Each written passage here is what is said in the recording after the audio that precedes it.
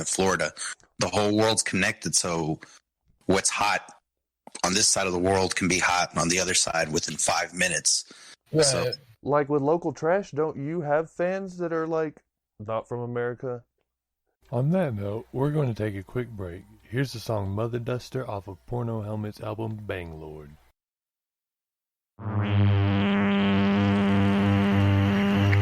You know, this used to be a hell of a good country.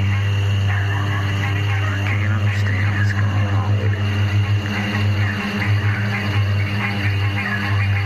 Man, everybody got chicken, that's what happened. Hey, we can't even get into like a second-rate hotel. I mean, a second-rate motel, you dig?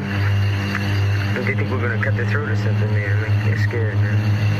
Oh, they're not scared of you. They're scared of what you represent to them.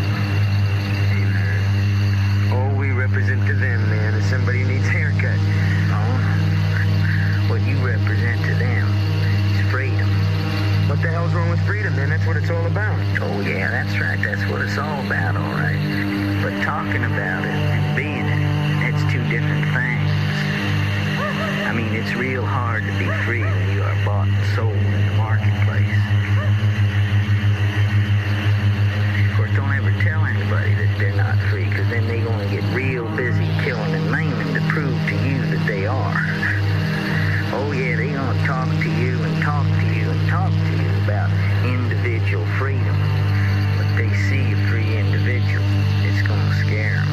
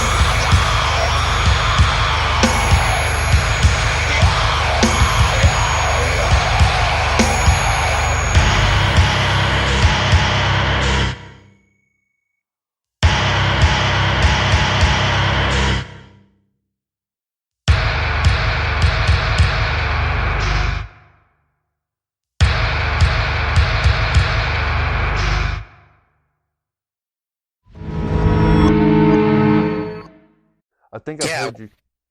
We have like a bunch of people that like us in Finland. Like we have like a steady little, like 3% of our monthly listens are from Finland. And I'm like, I don't know how we got, well, because of the internet, but like it makes no sense to me that someone in Finland's like, I don't even know what a Finnish. They understand. I assume they can understand it, but like I wish they would reach out because I have questions. They're barfing Nugan local trashes on.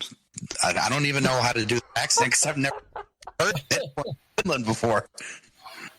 I figure it's just like rich Eastern European country or something. They're just like these guys talking about that 3% of listeners by making fun of their their accent. I'm just kidding. Well, see, with Local Trash, I just recently joined the cast. We talking about animation earlier. I wanted to like get some of the stories that are, in our opinions, hilarious, and have someone animate them to like to actually sit down and listen to the nonsense. It's not nonsense. It's just a bunch of ridiculous bullshit. It's really funny though. I'm usually in tears while recording. But to listen to the story and then animate it and have like a little cartoon from it, you know. But I've heard it's really expensive. What I found on Reddit, like kind of like the Ricky Gervais show, right? Yes, the ones with Carl Plinkett where he's like, so I'm standing there with a pie in my hand and the robber's looking at me and I'm thinking, does he want me pie? Yeah. But it would so be funny. like, sorry, it'd be West Texas rednecks doing that. We Yeah. only have one redneck on the show and he's gay. That's like the fun part of Local Trash. Like everybody's like non-stereotypical. My inner redneck comes out every once in a while. Yeah, I get some whiskey in me, then you'll hear my inner redneck and a lot of other uncalled for opinions come out. He even asked me last week, or yeah, it was last week when we recorded. He was like, "Hey, Santiago, why do y'all's people wear those pointy boots?" Wait a minute, that came out wrong. He's Hispanic, by the way, so just Because they're badass, right? I would probably wear some just because if I could get some like black ones, Wear them with the skinny jeans. I would. I definitely would. I would. Like If the I could kind get that, my hands on a pair of black pointy boots, I would wear them to the next show I go to in Lubbock. I'm gonna take my laptop up there and do a podcast. With the wife, it's hard to plan those things. with the giant belt buckle and the cowboy hat. I have to wear like a button-up pearl snaps. Just all black, but still like the shittiest cowboy hat you can find at Walmart. And when you grab it, roll it up like 2 tacos on the side. That was really hot in 2011 when like that was the fad. Well, hopefully I'll be able to make it there for the fucking April 1st show because I feel like I would fit in. You know what if like for that April 1st show, like everybody shows up, gets in line, gets inside the building, and then there's no show, and then just on the screen it just says April Fools. That would be like the ultimate porno helmet gag. Like, fuck you. You're We're like I'll, there, but we're invisible. I want you to do that. Like just have a show like next April 1st once like this show like wears down and nobody suspects it, and then just like April Fools. Maybe I'll do that. Maybe I'll do that at the show. I'll start my set and then I'll just like bust April Fools on the screen and walk off just for like 45 seconds, just long enough to make people uncomfortable. Yeah, that's a funny like time to pick. April Fools. The uncomfortable amount of time because like I've read a post, this is random, I read a post the other day about Andre the Giant on the set of The Princess Bride, and he farted for like a minute straight, and I was like, I laughed about it at first, and then I really started thinking about a minute long fart, like that's a long time to be farting, and everyone's just kind of like accepting it, taking it all in, like, you feel okay? You better now? At about 20 seconds, like I would be worried for his health. Like, hey, something's not right. This isn't healthy. Are you deflating, bro? Are you turning inside out? Like knowing what we know now, he had like massive health problems. So that was probably one of like the telltale signs that he was dying, and just like everybody ignored it. Well, the guy could also sit down and drink 100 beers, like as the story goes. Not healthy either. No, and I seen the picture on the post that was talking about that, and like it shows him holding the beer can. You can't see the beer can past his palm. No, that's like a shot to him. It's crazy, man. That's a big dude. I'm 6'6", and I mean Santiago knows, but I'm really, really skinny dude. Like my dad was really skinny, his brother's really skinny. So I mean, this dude was. I don't remember his height, but I know he was bigger than 6'6", and that's. I think he was like 8 feet tall, honestly. Like I'm not, like maybe close to 8. That's crazy, man. Let me look it up on Wikipedia. Why would you say it like that? I don't know. All I know is like seeing normal people next to that guy in pictures is just like, holy fuck! Like, I vaguely remember seeing him whoop Hulk Hogan back in the day. No, he was 520 pounds. How tall? 7'4", which, I mean, by today's standard, there's a basketball player named Taco that's like 7'11". That's ridiculous. That's just like you're like feeding your kid drugs or something, man. I don't trust that. That's like, you know how you buy the chicken from the store and it's like, looks like this chicken was a bodybuilder? That's not natural. People don't. I don't know. So we talked about the horror movies, talked about the music and events. Do you have any? I know the album just came out, but just gotta ask, do you have anything in the works for just down the road? Yeah, I mean, besides those collabs I was mentioning, like, I mean, I'm sure I'm gonna sit down and start a new record soon, because I had no idea how long it would take. It took me a friggin' it took a year from when I sat down and started recording that stuff to when it came out. And I mean, a lot of that was me learning how to mix and stuff, because I actually produced that whole record myself and just had it mastered by James Plotkin, who's like one of my heroes. Well, that's awesome, man. You did just learn it all. Like, did you go to school for anything like that, or did you just? No, I'm self-taught on everything I do, man. I just I don't know. I guess I'm pretty good with software and stuff like that. So like, if I need to learn how to do something, there's a good program on the computer to do it. I can usually sit down and figure it out. It's just one of those weird things. Well, nowadays, like Google, when learning this podcasting, Santiago's taught me a lot. He's been doing it for like a year. But a lot of things, I'll just get on Google and literally type in like my very specific question, and it can find it, or like have a video or something that will teach me or whatever. Oh yeah, no, I do that all the time.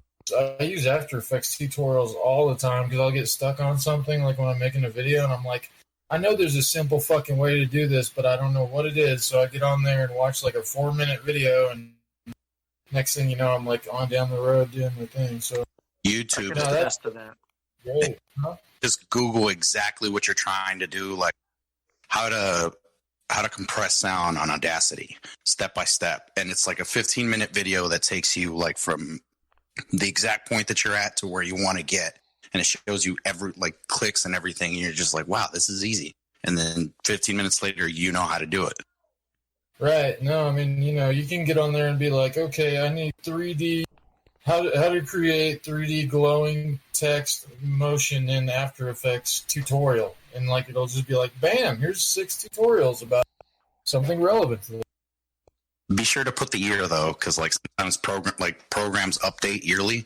So put like after like that exact title and then 2020, and then I just look for the one that came out or like with the last couple of years, like the video, I just look at the dates. But yeah, I have to get the money. No, you can find just about anything you need to, man. It's not. I'm gonna give it to you. I think as somebody that went to school for sound, like I still use it to this day just to stay, up to par with what's like updates, things that are changing. And yeah, I mean, well, especially with stuff like that that's real technologically based, things just change so fast, that, there's people that went to school for stuff like 6-8 years ago. Like, if you went to school for coding like 6 or 8 or 10 years ago and you didn't like immediately join the industry and learn new things, like, you're probably completely lost now and don't know how to code anymore. How pissed off were people in 2004 that went to school for coding and then like turn around and see kids doing code for MySpace layouts? Right. I was doing that. I was one of those guys who I had like thousands of friends and like had this really nice layout that I had like worked on really hard. Like, I would stay up all night working on stuff. It was ridiculous. I've always been into computers. I've just never really been great at them. Same here. Like, I built a computer when I went to IT school. Didn't get to keep it since I didn't graduate, but yeah. So technically I've built one. I just can't show for it. It's a lot harder than you think it is, but it's also easier at the same time. But nowadays, like, I do everything on my laptop. Like, I'm do the conversation, audio editing, post it, or schedule to post it. Like, it's so simple. I do most of it on my phone,